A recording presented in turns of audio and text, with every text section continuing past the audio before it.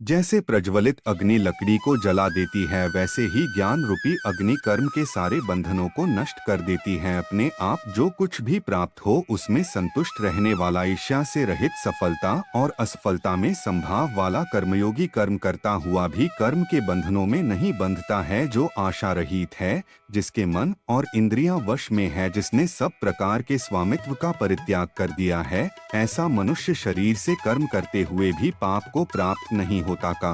क्रोध और लोभ यह चीजों को नरक की ओर ले जाने वाले तीन द्वार हैं। अहंकार करने पर इंसान की प्रतिष्ठा, वंश, वैभव तीनों ही समाप्त हो जाते हैं।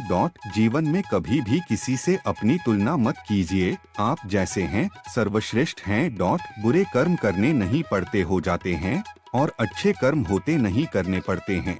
करना पड़े हर व्यक्ति का विश्वास उसकी प्रकृति के अनुसार होता है। जो ज्ञान और कर्म को एक रूप में देखता है, भी सही मायने में देखता है। जो चीज हमारे हाथ में नहीं है, उनके विषय में चिंता करके कोई फायदा नहीं है।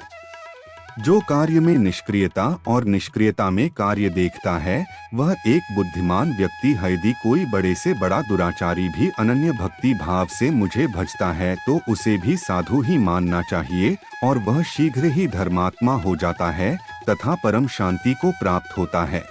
विश्वास के साथ इच्छित वस्तु पर लगातार चिंतन करें। श्री कृष्ण, मैं काल हूँ, सबका नाशक, मैं आया हूँ दुनिया का उपभोग करने के लिए। श्री कृष्ण कर्म से नहीं बांधता, जिसने काम का त्याग कर दिया है। श्री कृष्ण बुद्धिमान व्यक्ति कामुक सुख में आनंद नहीं लेता। श्री कृष्ण, मैं उन्हें ज्ञान देता हूँ जो सदा मुझसे जुड़े रहते हैं और जो मुझसे प्रेम करते हैं। श्री कृष्ण, प्राकृतिक कर्म बहुत तनाव पैदा करता है। अपने अनिवार्य कार्य करो, क्योंकि वास्तव में कार्य करना निष्क्रिया से बेहतर है। श्री कृष्ण, में सभी प्राणियों की मौन सबसे अच्छा उत्तर है किसी ऐसे व्यक्ति के लिए